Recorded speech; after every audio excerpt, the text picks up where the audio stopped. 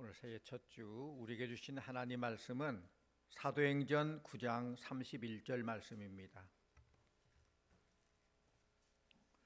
그리하여 온 유대와 갈릴리와 사마리아 교회가 평안하여 든든히 서가고 주를 경외함과 성령의 위로로 진행하여 수가 더 많아지니라. 아멘. 이 시간 할렐루야 찬양대에 찬양이 있겠습니다.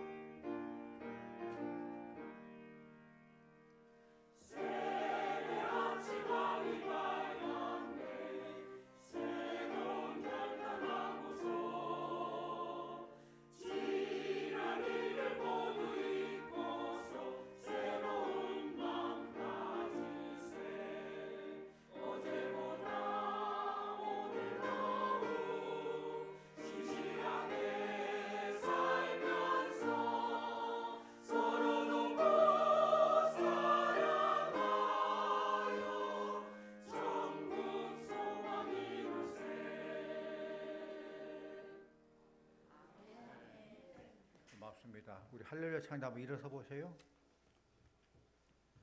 이분들 지난 해에도 수고 많이 하셨는데 또 새해에도 찬양으로 하나님 기뻐하는 찬양 올리고 또 하나님께 은혜 받는 좋은 찬양 할 수 있도록 우리 격려의 박수 한번 해드립시다. 수고하셨습니다. 수고 부탁합니다. 고맙습니다.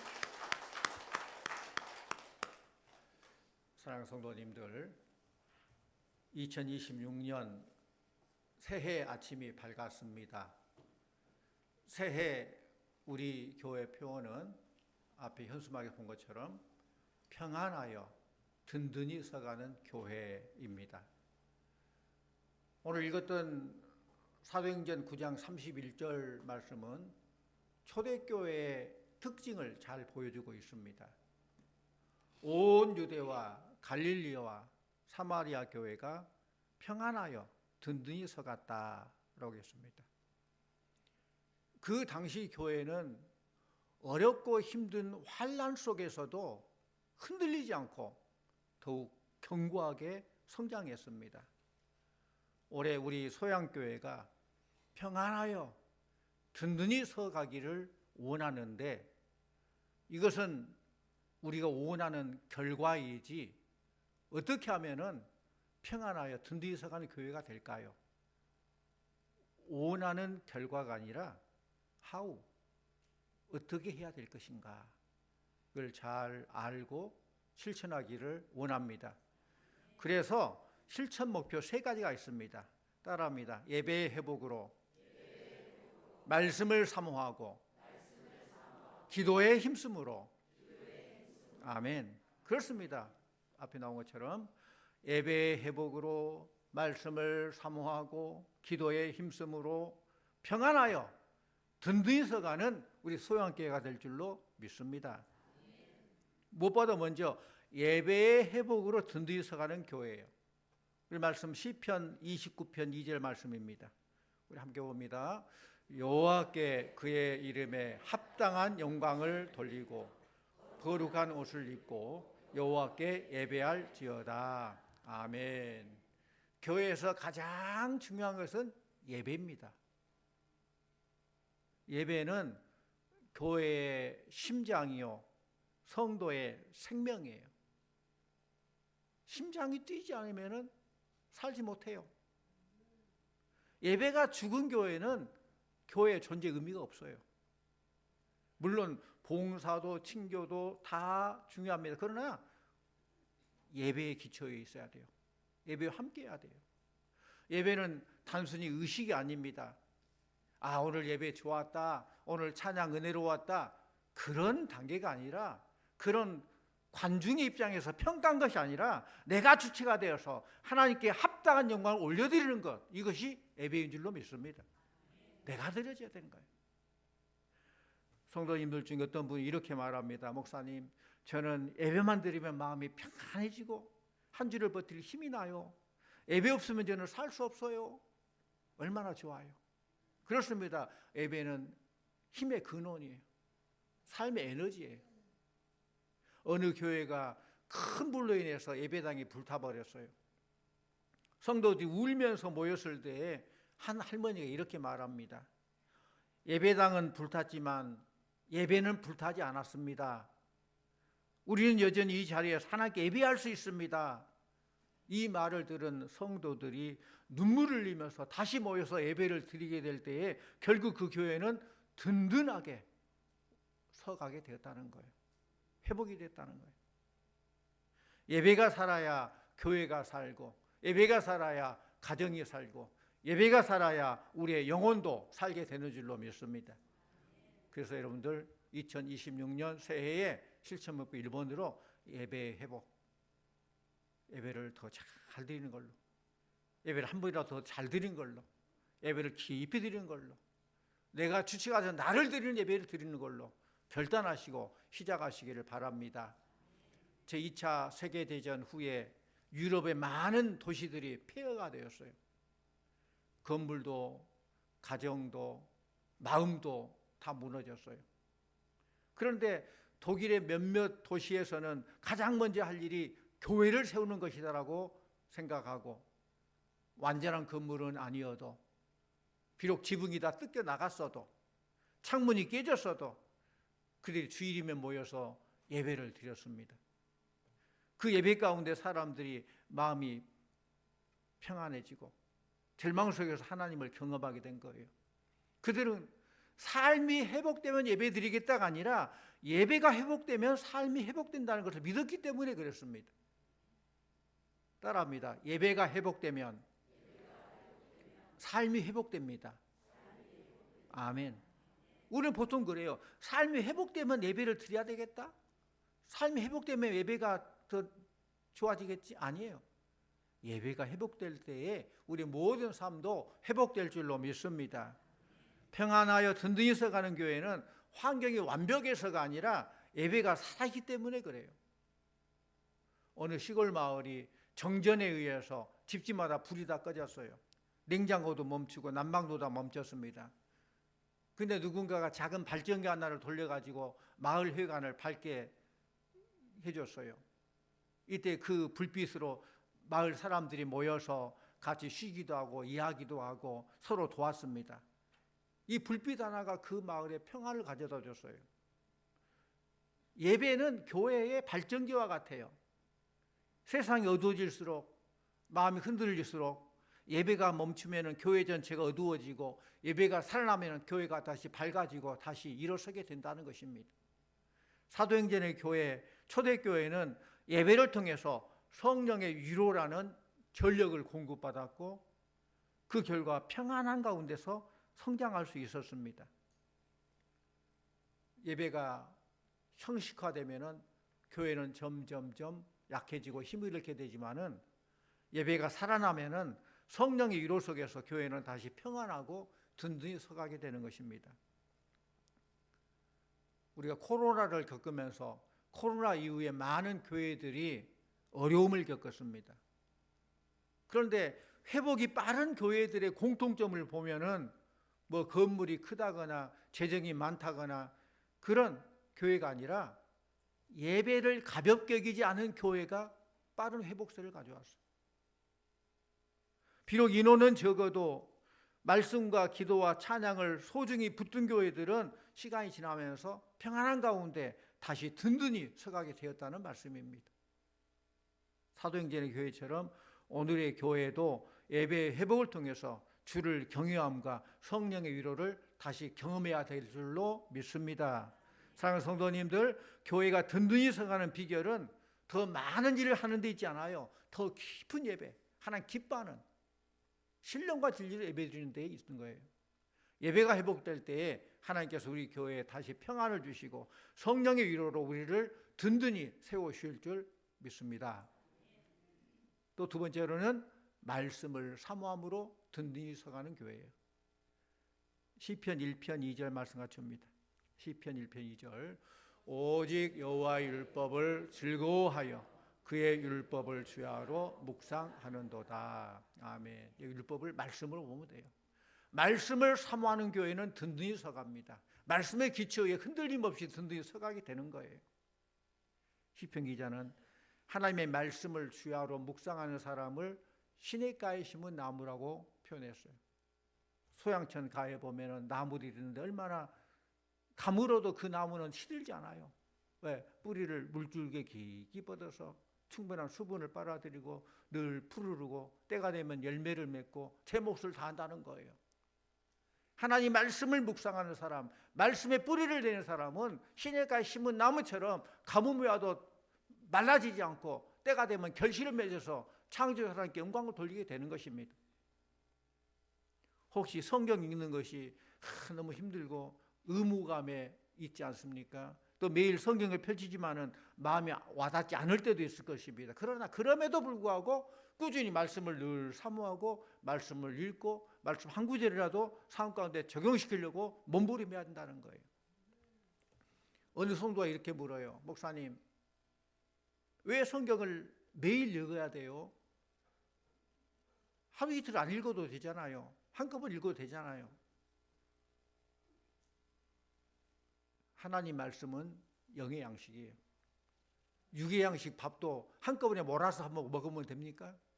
날마다 끼니 먹어야 건강하고 건강 유지할 수 있는 거죠. 밥을 굶으면 힘이 빠지듯이 말씀을 굶으면 우리 영혼이 약해지는 거예요.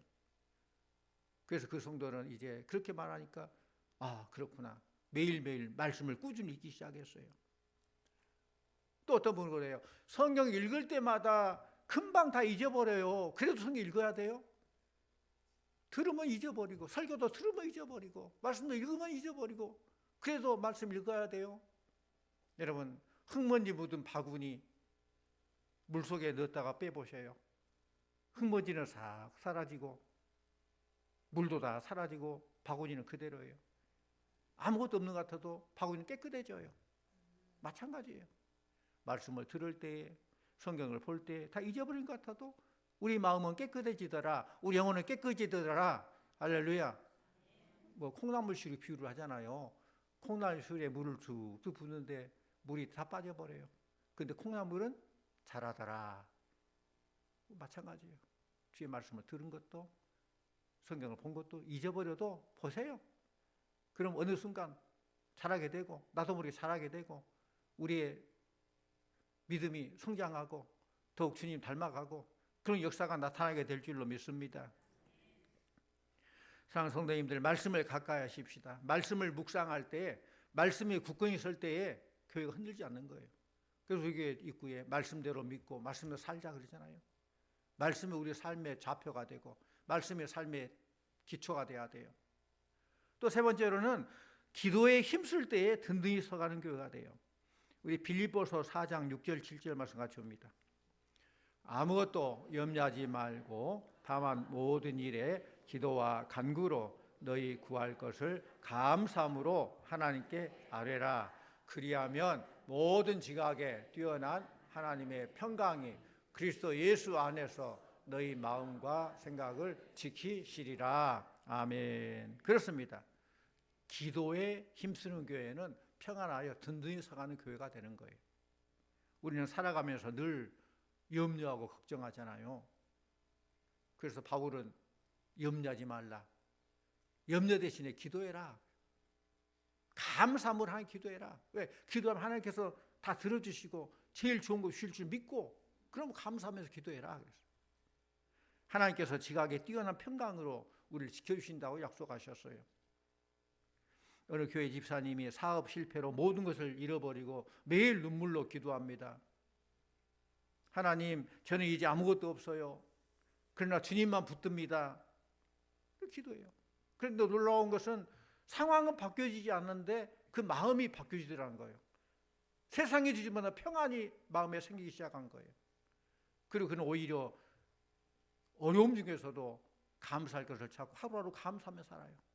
그리고 하나님은 시간이 지나서 사업을 다 회복시켜 주시는데 이전에 잃었던 것보다 더 놀라운 복으로 채우셨다는 사실이에요.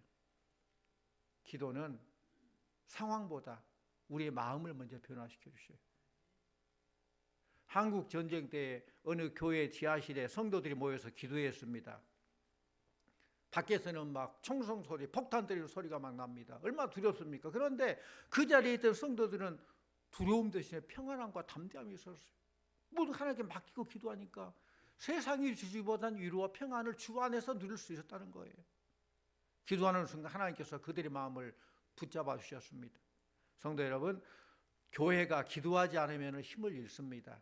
교회가 기도하기 시작하면 성령께서 위로하시고 능력을 더하시고 교회를 든든히 세워주십니다. 그래서 우리 기도하는 성도님들 다 되시기를 축원합니다. 나 하나라도 엎드려 기도할 때에 나를 통해서 교회가 살게 되고 나 하나라도 엎드려 기도할 때에 나를 통해서 이 나라 민족이 살게 되는 거예요. 중세 유럽에는 해마다 추수가 끝난 다음에 마을에서 잔치가 벌어졌어요. 그 잔치는 마을 성에 있는 영주가 백성들이 1년 동안 수고 많이 했다고 베풀어준 그런 잔치예요.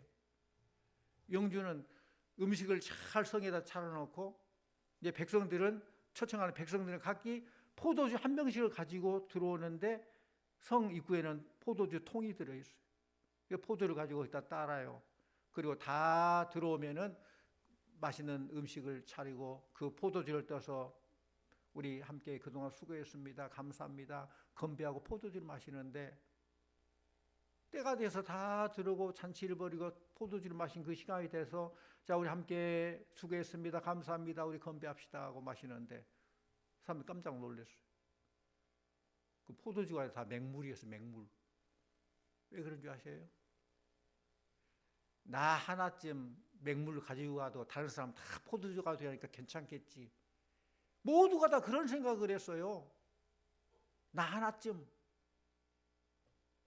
그러다 보니까 모두가 그런 생각, 다 그 포도주가 아니라 맹물뿐이었어. 사랑하는 성도님들, 나 하나쯤이 하는 그런 마음을 가져서는 안 됩니다. 우리 교회에서도 나 하나쯤 안 돼요. 다른 사람 다 포도주 가져올 테니 나 하나쯤 물 가져와도 되겠지 하는 그런 생각 안 돼요. 그 반대로 다른 사람이 다 물 가져온다 할지라도 나 하나만큼은 포도주 가지고 와야지 그런 마음을 가져야 돼요. 교회는 그럽니다. 나 하나쯤이 아니라 나 하나만큼은 이런 마음을 가지고 섬겨야 돼요. 따라합니다. 나 하나만큼은. 다시 한번 나 하나만큼은. 그렇습니다. 교회에서 나 하나쯤이야 기도 안 하면 어때? 다른 사람들 다 할 건데. 나 하나쯤 주일날 교회 빠지면 어때? 다른 사람이 다 올 건데. 나 하나쯤 봉사 안 하면 어때? 예배만 드리고 빨리 가야 되고 다른 사람도 아마 살 건데. 그런 생각하면 안 된다는 거예요. 교회는 다른 사람은 몰라도 나 하나만큼은 기도해야지. 나 하나만큼은 주일 성수 잘해야지. 나 하나만큼은 시간 내서 봉사 열심히 하고 헌신해야지. 이런 마음을 가져야 된다는 것입니다. 그럴 때 모두가 다 힘을 얻고 교회가 잘 되는 거예요. 모두가 나 하나쯤 하면은 되는 일이 뭐가 있겠습니까? 교회는 말 그대로 평안해야 돼요. 평안한 교회가 든든히 서는 교회가 돼요. 교회 성장학자가 말했어요. 교회는 싸움만 안 하면 성장합니다. 왜? 하나님은 교회가 성장하기를 원하시거든요. 하나님의 계획이거든. 그런데 사탄은 늘 우리의 마음을 부추겨 싸우게 해요. 싸워서 교회 성장 못하게. 싸움만 안 하면 교회는 성장한다는 거예요. 교회는 경험이 많은, 경험이 다 각양인 여러 사람이 모인 곳이 교회예요. 서로 다른 사람들이 예수의 이름으로 모여서 조화를 이룰 때 그 천국이 있는 거예요. 천국이 이루어진 거예요. 함께 모여서 서로 세워주고 격려해주고 조화를 이루어가는 교회가 평안한 교회, 든든한 교회입니다. 사실 교회는 제철소의 용광로와 같아요. 용광로에 그 뜨거운 용광로에 각양 고철들을 넣으면 그 뜨거운 고열 때문에 고철 다 녹아요. 들어갈 때는 각양각색이지만은 다 녹으면은 결국은 쇳물이 돼요. 교회가 똑같아요. 교회는 많이 배운 사람, 못 배운 사람, 돈 많은 사람, 가난한 사람, 처음 나온 사람, 오래된 사람, 지위가 높은 사람, 낮은 사람, 모든 부류의 사람들이 다 예수님이라는 공통의 용광로 속에 들어가서 성령에 펄펄 끓는 불길로 다 녹아져야 돼요. 그리고 그 결과 용서받은 죄인이라는 이름으로 나와야 돼요. 아멘. 모두가 다 우리는 다 용서받은 죄인이에요. 죄 없는 자가 누가 있어요? 다 똑같아요. 아무리 대단하고 거룩하고 사회 신분이 대단해도 하나님 앞에 다 죄인이고 우리는 하나님의 용서가 필요하고 우리는 교회의 성령의 펄펄 끓는 용광로 속에서 용서받은 죄인으로 다 나와야 될 존재예요. 교회가 평안하지 못하고 늘 갈등과 분열이 있는 원인이 어디 있습니까?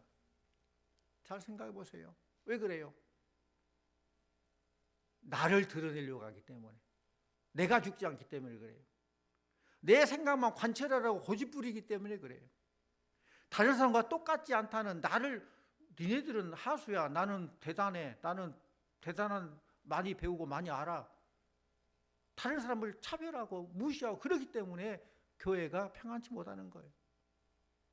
우리의 중심이 하나님을 향하고 중심이 예수님처럼 낮아질 때에 평안한 거예요. 여러분, 저는 어릴 때 오뚜기 장난 가지고 논 적이 있어요. 요즘도 오뚜기 있나요? 오뚜기 장난 알죠? 너무너무 신기했어요. 처음 보니까 밀면 다시 일어서고 밀면 다시 일어서고 또 일어서요? 확 밀었어요. 근데 확 미니까 또 확 일어서더라고요. 그래서 저는 너무 신기해가지고 제가 상당히 부잡했거든요. 이게 뭘까 다 뜯어봤어요. 뜯어보니까 추가 있더라고요. 추. 무거운 중심 추가 있는데 낮은 곳에 추가 있어요. 그러다 보니까 오뚜기가 무게중심이 낮으니까 다시 일어서요. 만약에 무게중심이 머리 꼭대기 있으면 조그만 건데 푹 넘어졌을 거예요. 남보다 나를 드러내고 남을 무시하고 교만하고 그런 사람은 금방 넘어져요. 시험 들어요. 중심이 하나님께 향하고 그 중심이 낮아질 때 상관없어요. 밀면 다 일어서면 되잖아요. 넘어진 것 무서워하지 마세요. 일어선 것이 중요하잖아요. 지난해 많이 넘어졌습니까? 다 일어서면 되잖아요. 대만에 타이페이 101이라는 건물이 있습니다. 제가 가봤어요. 그 몇 층일 것 같아요? 101층이죠. 타이페이 101층이에요. 초고층 빌딩인데 거기 가보니까 그 높은 건물이 태풍 지진에도 끄떡없이 잘 서 있는 것은 원인이 있었어요. 그 강철공, 큰 중심, 추 같은 무게 중심을 가지고 있는 그 추가 있어요. 그것이 660톤이래요. 1톤이 1000kg거든요. 여러분 잘 몰라서 놀라지도 않으신데 그 엄청난 무게 660톤의 그 강철공이 있었어요. 그걸 건물의 가운데 세워놓으니까 그거 자체가 관광객들이 구경거리가 되는 거 와서 보는 거예요. 그걸 딱 해놓으니까 무게 중심이 딱 잡으니까 태풍 불어도 그 잡아줘요. 흔들거리잖아요. 그래서 그 고층 건물이 섰게 되는 원인이 그 이유가 바로 거기 있었다는 거예요. 그래서 많이 느껴 무게 중심이 하나님을 향한 중심이 하나님께 향하고 낮은 곳에 있을 때에 끄떡 없겠구나. 사탄이 아무리 흔들어도 끄떡 없겠구나. 아무리 환난 핍박에서도 끄떡 없겠구나. 그런 생각을 해봤습니다. 사랑하는 성도 여러분, 오늘 말씀을 통해서 우리는 평안하여 든든히 서가는 교회의 비밀을 배웠습니다. 예배의 회복으로 교회가 든든히 서게 됩니다. 말씀을 사모함으로 교회가 든든히 서게 됩니다. 기도에 힘쓰므로 교회가 든든히 서게 됩니다. 이 세 가지는 따로 떨어진 것이 아니에요. 서로 연결되어 있어요. 예배 가운데 말씀이 선포되고 기도가 드려지게 되는 거예요. 말씀 붙잡으면 기도하게 되고 기도하게 되면 예배가 살아나게 되는 것입니다. 사랑하는 성도님들, 오늘부터 우리는 오늘 새해 첫 주이니까 오늘부터 다시 결단해야 돼요. 나는 예배자로 살겠습니다. 나는 말씀을 가까이 하겠습니다. 나는 기도하는 성도가 되겠습니다. 결단하길 바랍니다.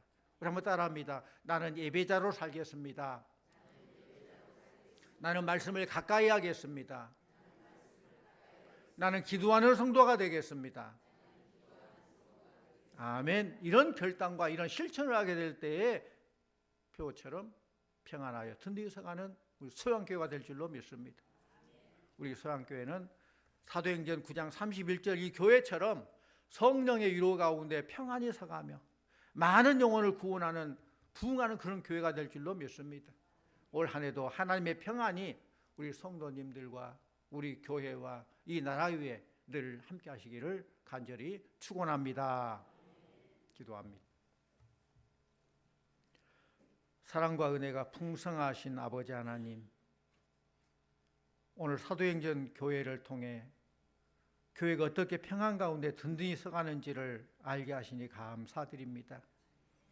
초대교회가 환경이 좋아서 평안했던 것이 아니라 주를 경외하며 성령의 위로 가운데 있었기에 날마다 세워졌던 것처럼 오늘 우리 소양교회도 사람의 힘이 아니라 하나님의 은혜로 서게 하여 주시옵소서. 새해에는 예배를 소홀히 하지 않게 하여 주시고 말씀과 기도로 다시 중심을 잡는 교회가 되게 하여 주시옵시고 형식이 아닌 살아있는 예배를 통해서 우리 심령이 새로워지게 하여 주시옵시고 그 예배 가운데 참된 평안을 누리게 하여 주시옵소서.